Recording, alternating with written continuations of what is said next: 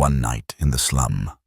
When Traore secretly slept on the ground with the poor, the man in the tattered hat, night fell over Ouagadougou in an eerie silence. Not the peace of harmony, but the thick, suffocating quiet of a city too familiar with turmoil. Dirt roads cracked and stretched toward the outskirts like open wounds on a giant body, leading to a place the locals call Zone Zero. The nameless zone. Here electricity flickers unpredictably. Clean water is a distant dream. Adults are packed into makeshift tents. Children play with bottle caps, bricks, or sometimes a splintered stick. Amid the dim haze of smoke and the acrid scent of burning wood, a man quietly stepped into the slum. He wore a wrinkled old shirt, khaki pants stained with red dust, and on his head a ragged hat, as if he were a drifter blown in from some forgotten place. No one knew his name. No one recognized his face. Only one little boy running past stopped to stare and asked, "Mister, are you new here? Are you looking for someone?" The man smiled. "Just looking for a place to sleep tonight. No reporters, no entourage, no bodyguards. Just Ibrahim Traoré, President of Burkina Faso, walking alone into a place no politician would dare step into unless there were cameras pointing at them. But tonight, there were no cameras. And that's precisely why he came. Since taking office, Traoré had faced pressure from all sides, from suits in the capital to rifles hidden deep in the jungle. But he always believed in one thing. No one has the right to lead if they've never slept on the ground, eaten leftovers, and heard the sighs no one bothers to record. Tonight, he decided to turn that belief into action. He told no one, only sent one line to his trusted guard: "If I'm not back before dawn, don't look for me. I need to see for myself." An elderly man with silver hair and tired eyes gave him a corner beneath a sagging tin roof held up by bamboo and torn plastic. "No mat here," the old man said. "Only bare ground, but if you don't mind, stay." Traoré smiled. "The ground here must be softer than a conference chair." The old man let out a raspy chuckle, the first time he'd laughed in days. Traoré ate with them. Dinner was nothing more than watery maize porridge, scooped into 3 old plastic bowls. No one knew the man sitting beside them had once spoken at international summits, shaken hands with leaders of Russia, China, France, and the United States. They only saw someone silent but listening. He asked a woman named Maimouna about government support funds. "They say there's aid," she said, "but every time I go to the district office, they tell me to wait. 8 months now, I've stopped waiting. I just hope it doesn't rain so my tent won't collapse." He didn't reply. Instead, he pulled out a small notebook, writing everything down, not as a president, not by title, but by responsibility. That night, Traoré lay beside 2 children, a 7-year-old girl and a 10-year-old boy, children of a single mother who had been paralyzed in a market accident. He slept between them on bare ground, his head resting on his backpack. The pale moonlight trickled through the torn plastic sheet of the tent. The children's breathing was steady like a lullaby without words. And Traoré did not sleep. Not because the ground was cold, but because for the first time in years he could clearly hear his own heartbeat, beating in rhythm with the forgotten people of his nation. As a gust of wind blew through the cracks in the tent wall, Traoré gently pulled off his scarf and placed it over the little girl's shivering shoulders. He didn't know someone had seen him. A young man stood at the edge of the tent, frozen in place. He was a freelance journalist, now living in the slum after losing his job for reporting on corruption. And he knew. The man lying inside that tent wasn't just anyone. Trembling, he reached for his phone, not to film, but to send a message to an entire nation. A photo was taken. A man covering a child with a scarf, his face barely visible. The caption was simple: "I don't know who you are, but if you're a leader, maybe this country still has hope." That photo was only the beginning. And that night was not just a night among the poor. It was the night a president became a man among men. No microphone, no walkie-talkie. Just earth wind and the trembling breath of truth. Dawn on the forgotten land. The rooster's crow echoed through the slum of Zone Zero. The sun had just risen, its faint light slipping through the cracks in the makeshift walls, casting soft beams onto still sleeping faces. Traoré opened his eyes before anyone else. He lay still for a moment, feeling the lingering chill of the earth beneath him and hearing the steady breathing of the child beside him. Quietly he sat up, gently pulled the old cloth over the little girl, then stepped outside.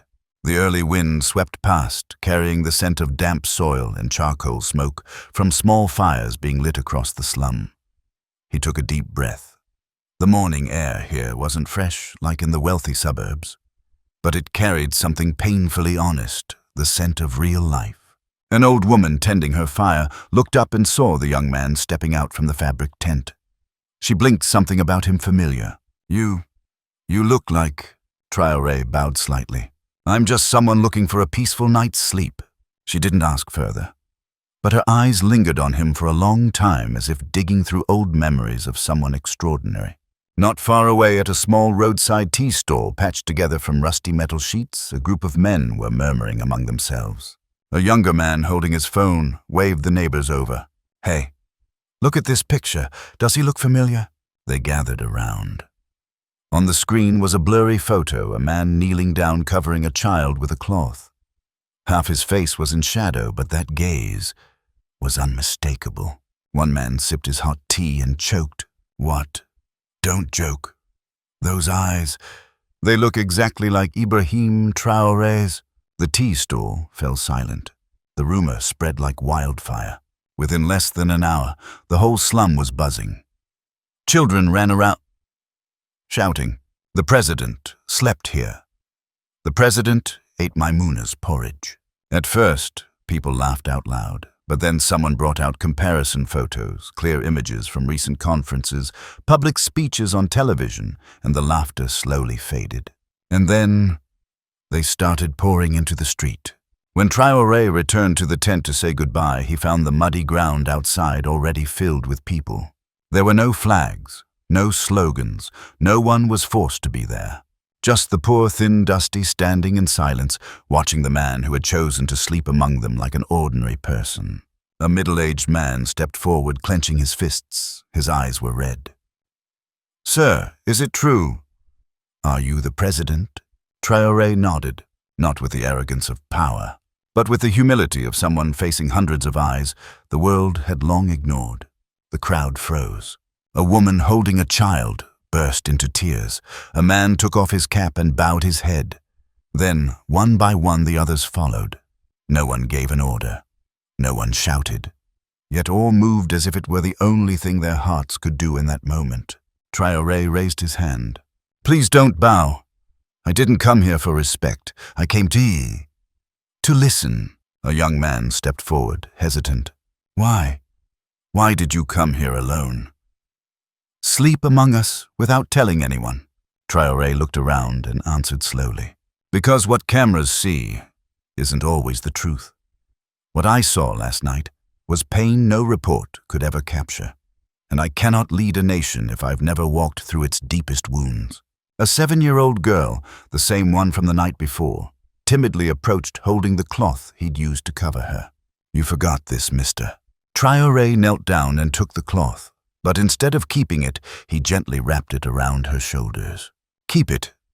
Someday when you grow up, you'll tell others a president once slept on this very ground." The crowd held their breath. That moment needed no speech, no flags, no drums. Just a man and a child, sharing an invisible thread called hope. Right then, a black jeep rolled in. Bodyguards jumped out frantic. "Sir, we thought you were missing. The entire palace is in chaos. Please get in the car." Traoré nodded gently, but before stepping in, he turned to the crowd.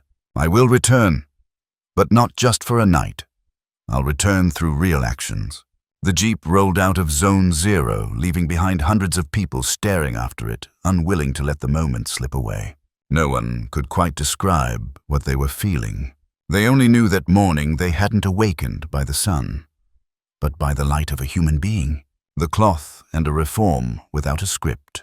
Within less than 24 hours after leaving Zone, Zéro Ibrahim Traoré had unintentionally become the most powerful viral symbol of Burkina Faso in recent years. Not because of a speech, not because of a new economic policy, but because of a hastily taken photograph showing a man kneeling down covering a poor child with an old cloth inside a makeshift tent in the slums. That photo spread across social media like a storm. From Twitter, Facebook to international forums, millions shared it with a heartfelt caption.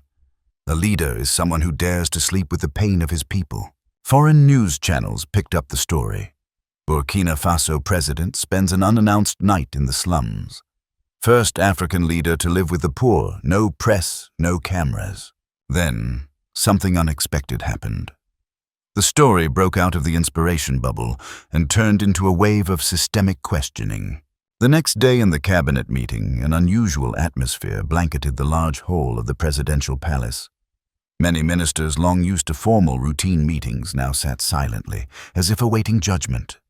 Because they knew, once the president had personally seen his people sleeping in mud, eating thin porridge, no excuse could justify delay. Traore entered. No preamble, no greetings. He simply placed an old cloth on the table, the one he had wrapped around the little girl that night. "I don't need reports. I need action." His voice rang clear and firm. "I've heard you speak about budgets for the poor, about urban redevelopment plans, about aid programs. This year, last year, the year before that. But I've yet to see a single child from Zone Zero step into a school with a proper roof." He paused. His eyes swept the room. "From now on, if anyone wants to talk about reform, about plans, start by spending a night with the people. If you can't, then don't say another word." That very afternoon, a new order was issued, 21-day emergency program to rebuild Zone Zero. No vote, no lengthy proposals. Traore signed it himself, drawing from the presidential special fund, normally reserved for ceremonial or diplomatic spending to launch the operation. He did what no leader before had dared, use his own budget to fix the poorest place in the country. The ripple effect spread like wildfire across dry grass. Provincial governors, mayors, local officials, once seen as symbolic bureaucrats, now felt the pressure of public expectation.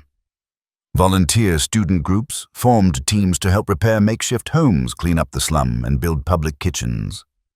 Retired teachers came to open free classes for the children.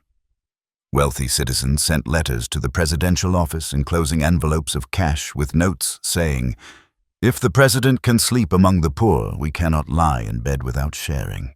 There was no precedent, no official campaign, yet no one stood aside. Meanwhile, international media began questioning other African heads of state. If the president of Burkina Faso can sleep in the slums to understand his people, why can't you? On BBC Africa, a renowned journalist remarked, "Traore doesn't need a charter to win his people's hearts. He just needed one night, one cloth, and a heart, unafraid of mud." But not everyone rejoiced. Some, especially those who had benefited from injustice, felt threatened. A high-ranking official anonymously texted the president's advisor, "If he keeps making decisions like this, one day we'll all lose our seats." The message was noted, but no one replied. Because within the presidential palace, they understood one truth. When you do what's right, you don't need to fear losing your seat. Only the guilty are afraid. 7 days later, Zone Zero was changing by the hour. Plastic sheets were replaced with real corrugated roofs. The main road was covered with gravel. A simple drainage system was being built by the residents themselves, using supplies provided by the palace. A mobile medical team was dispatched, setting up a health checkpoint and offering vaccinations. But what moved the poor the most was the new sign put up at the entrance of the neighborhood. Renewed Zero Zone, born from a night's sleep on the ground, honoring those who were never named. No mention of Traore, no names of ministers. Just a night's sleep, a cloth, and a story the whole nation would remember. The letter among the reborn land. Years after the night Traore quietly slept on the cold ground of Zone Zero, the once dark slum had taken on a new face. New tin roofs gleamed under the sun. The muddy roads were now paved. At the center stood a community hub with classrooms, a medical room, and a small library. The stone plaque still stood engraved with the words, "Born from a night's sleep on the ground." Locals no longer called the place Zone Zero. They had given it a new name, Quartier Renaissance, the Renaissance District. In a small corner of the community center was a room kept nearly untouched, a recreation of the tent from that night. Inside, the old cloth was framed and hung on the wall with a caption, "The cloth that warmed a child and awakened a nation." Visitors, both local and international, always stopped before the glass display. Not because of its material value, but because it stood as a symbol of a night with no script, no media, no politics. Only heart. But there was one thing few knew. That night, the little girl, Traore, covered the 7-year-old curled up beside the tent, had grown up and would one day write the next chapter of the story. 15 years later, that little girl, now named Aminata, 22 years old, was a final-year student in law and social work at the University of Ouagadougou. The same girl from the slum who once had no birth certificate, who had to quit school when her mother was bedridden, who scavenged recyclables to trade for pens and notebooks, now stood on the stage of the African Youth Forum speaking about the right to a dignified life for children in poor communities. She began her talk with a small piece of yellowed paper. "I want to read a letter I wrote when I was 7. I didn't know how to write much back then, so I asked my neighbor to help me." Aminata unfolded the paper. Her voice trembled, but every word rang clear. "Dear Mr. Thank you for sleeping with me. Thank you for not complaining about my mother's porridge.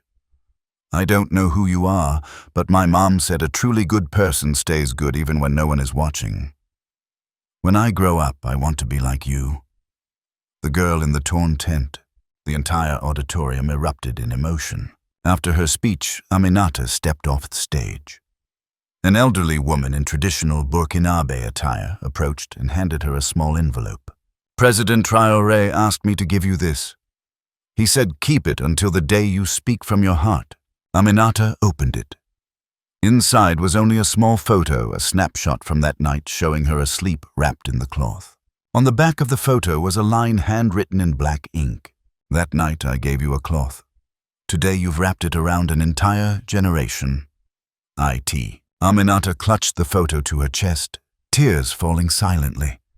Not out of sentiment, but because in that moment she knew she had lived true to the promise she made at age 7. 3 months later. Now retired President Traoré declined all international honors, all commemorations, all monuments. Instead, he proposed building a school right in Quartier Renaissance, named the first citizen school, where children would learn not just knowledge, but compassion, ethics, and the spirit of service. On the first day of classes, the invited speaker wasn't a politician, not a minister, but Aminata, the girl from that night.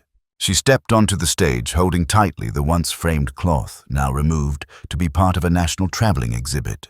She spoke. "I'm standing here today, not because I'm special. I'm standing here because someone once believed that a child, sleeping on the ground, could one day stand on a world stage. And I believe that every child in these poor neighborhoods, if loved at the right time, can become a light for a more just world."